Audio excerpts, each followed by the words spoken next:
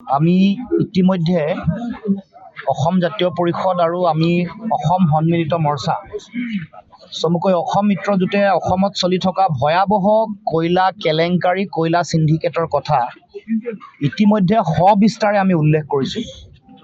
উমৰাংচুত যেতিয়া এটা ভয়াৱহ ঘটনা সংঘটিত হ'ল, কেইবাটাও ডেড বডি তাত পালে, 10 গৰাকী মানুহ চৰকাৰীভাৱে মৃত্যুমুখত পৰা বুলি কৈছে, কিন্তু বেচৰকাৰী সূত্ৰত তাতকৈ বহুত বেছি। ৰাইজে অভিযোগ কৰা মতে 26 গৰাকী। আৰু আচৰিত কথা যে চৰকাৰে তেওঁলোকৰ অনুমোদিত কয়লা খনিতহে কয়লা খনন হোৱা বুলি কৈছিল। তাৰ পাছত সেই যিটো ফাঁকি, সেইটোক ঢাকিবৰ কাৰণে কৈছিল যে সেইবোৰ বন্ধ হৈ থকা কয়লা খনি, তাত এনেই মানুহে নিজে কৰিবলৈ গৈ তাতে মানুহ মৃত্যুমুখত পৰিছে, এনেকুৱা ধৰণৰ মিছাৰ আশ্ৰয় লৈছিল।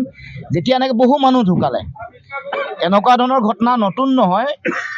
তিনিচুকীয়াৰ মাৰ্ঘেৰিটাৰ বিভিন্ন এনেকুৱা ৰেড হল মাইনিঙত বহু মানুহ মৃত্যুমুখত পৰে, কিন্তু তেওঁলোকৰ খবৰবোৰ নাহে, যাৰ কাৰণে ৰাইজে গম নাপায়। যোৱাবাৰ এটা ডেড বডি পাওঁতে কেৱল মাত্ৰ এই গোটেই বিষয়টো মানুহৰ মাজলৈ আহিছিল। এতিয়া কথা হ'ল, আমি বিভিন্ন তথ্য পাতি দিছোঁ।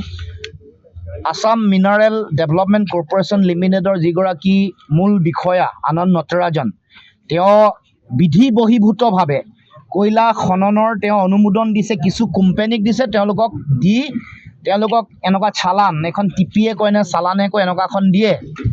আমি এখন চালান কণিকা হোজাই, যাৰ নামত ইতিমধ্যে আছে, এইখন আমাৰ দলৰ সাধাৰণ সম্পাদক ডাঙৰীয়াই সমগ্ৰ অসমৰ ৰাইজৰ আগত দেখুৱাইছে। এখন কণিকা হোজাইৰ চালান, ইয়াত 10 টনৰ অনুমোদন দিছে, কিন্তু সৰহভাগতে 50ৰ পৰা 60 টন আহে এইখন। কিন্তু আমি আজি আন যিসকল ইয়াৰ লগত জড়িত, যাৰ যিকেইটা কোম্পানী, আমি যে কৈছিলোঁ 13টা কোম্পানী এনেকৈ তেওঁলোকে অনুমোদন দিছিলে, অথচ মানে AMDCয়ে অনুমোদন দিবই নোৱাৰে। তেওঁলোকে মাটি আৰু ওপৰৰ গেটবোৰত লৈ যাবলৈ অনুমোদন দিছে, নিয়মমতে দিয়ে, কিন্তু কয়লাৰ সৰবৰাহ চলি আছে। ইয়াত এখন তেনেকুৱা ফাৰ্ম, এটা কোম্পানী যাৰ নামত দিছে, তেওঁ হৈ গ'ল চি লাংথাছা, যাৰ ব্লক নম্বৰ 5, আপোনালোকে লিখি ল'ব পাৰে। আৰু এগৰাকী BS ইংটি, তেওঁৰ ব্লক নেম হৈ গ'ল Y। তাৰপিছত আহি গ'ল B13, তেওঁৰ ব্লক নেমটো হ'ল X।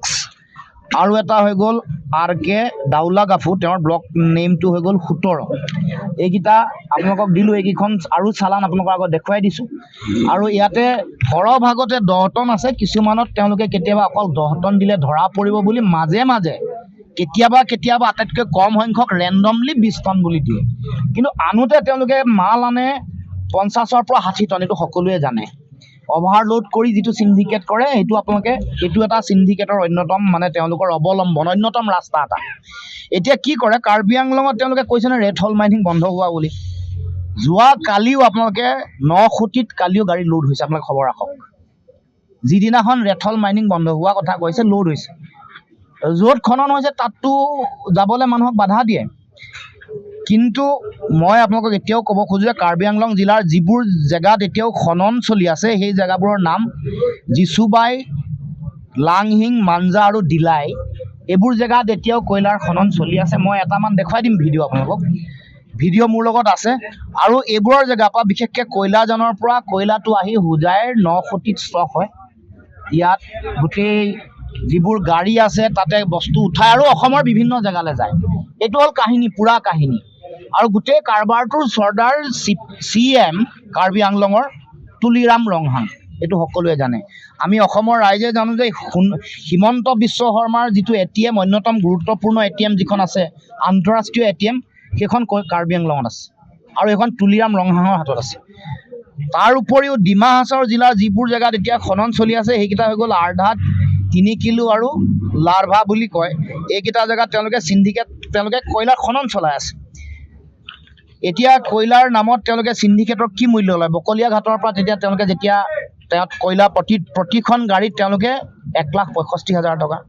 কয়লাজান আৰু 9খুঁটিৰ পৰা যিবোৰ গাড়ী বিভিন্ন প্ৰান্তলৈ যায়, তেওঁলোকৰ সিন্ডিকেটৰ ধন 1,25,000 টকা। আৰু ডিমা হাছাও জিলাৰ পৰা অসমৰ বিভিন্ন প্ৰান্তলৈ যোৱা সিন্ডিকেটৰ ধন হ'ল 1,35,000 টকা। গতিকে এইটো হৈ গ'ল, আমি এইবোৰ গোটেই কথা খবৰ পাতি আমাৰ ভিতৰকে অহা খবৰ, ভিডিঅ' আছে, আপোনালোকক 2-এটা ভিডিঅ' আপোনাক দেখাম। গতিকে এইখিনি হ'ল মূল কথা। গতিকে এতিয়া এতিয়া আমি কয়লাৰ তেওঁলোকে এইকেইদিন কথাবোৰ গোটেই ধৰাৰ কাৰণে ৰেড হল মাইনিং বন্ধ কৰিম বুলি কৈছে। এইটো কিছুদিনৰ কাৰণে কৰিব দেখুৱাকে, যাবলৈ নিদিব মানুহক সেই জেগাবোৰলৈ। কিন্তু তাৰপিছত তেওঁলোকে আকৌ আৰম্ভ কৰিব, ৰেড হল মাইনিং নহ'লেও বেলেগ ধৰণে অবৈধভাৱে অনুমোদিত 4খন কোল ফিল্ডক বাদ দি, কোল ইণ্ডিয়া লিমিটেডে খনন কৰাক বাদ দি আৰু কাৰো এইটো শক্তি নাই। ভাৰতবৰ্ষৰ যিটো খনি মন্ত্ৰণালয় আছে তেওঁলোকে কাকো অনুমোদন দিয়া নাই যে কয়লাৰ এনেকৈ খনন কৰিব পাৰিব, সৰবৰাহ কৰিব পাৰিব। ইলিগেল ধন সম্পত্তি মুখ্যমন্ত্ৰী, তেওঁৰ সাংগোপাংগো মন্ত্ৰী, সকলো কাউন্সিলৰ CM বা আন বিধায়ক বা তেওঁৰ নেতাপালি নেতাই এনেকৈ টকা পইচা তেনেকৈ লুণ্ঠন কৰিব পাৰিব। ভগৱানৰ আশীৰ্বাদত অসমৰ মাটিৰ তলত আমি এনেকৈ লাখ লাখ মেট্ৰিক টন কয়লাৰ ভাণ্ডাৰ জাতীয় সম্পদ হিচাপে পাইছোঁ।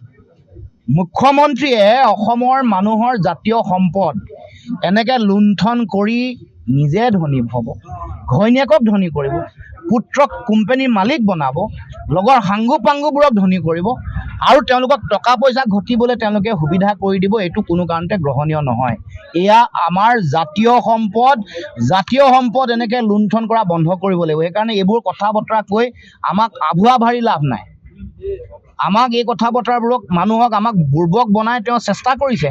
আমি কোৱাৰ লগে লগে 10 লাখ টকাকৈ দিলে ভাল পালোঁ। আমিতো কৈছিলোঁ 1 কোটিকৈ দিব লাগে, আৰু দিব লাগে, পৰিয়ালক সংস্থাপন দিব লাগে। এইবোৰ নাগৰিক এই যে মৰিলে আৰু খনন উদ্ধাৰ কাৰ্য আৰু চলাব লাগে, কাৰণ আৰু ডেড বডি আছে আমি জানো। চৰকাৰে খৰখেদাকৈ কাপি টুপি ৰাখিব খুজিছে। 10টা পৰিয়ালে তেওঁলোকে যিহেতু ক্লেইম কৰিলে, তেওঁলোকে ক'লে যে আমাৰ ঘৰৰ পৰিয়ালৰ মানুহ হেৰাইছে, সেইকাৰণে 10টাতে ৰ'ল। যিসকলে ক্লেইম কৰা নাই, নেপালৰ পৰা অহা মানুহ আৰু বেলেগ ৰাজ্যৰ পৰা অহা মানুহ, যিসমূহে চলাই চিণ্ডিকেট, সেইসকল বা তেনেকুৱা শ্ৰমিকো তাত বিভিন্ন ধৰণে তেওঁলোকে মৃত্যুমুখত পৰাৰ পূৰ্ণ সম্ভাৱনা আছে। যিকোনো খবৰৰ বাবে যোগাযোগ কৰক 7099017330 লগতে 7099017110 নম্বৰত।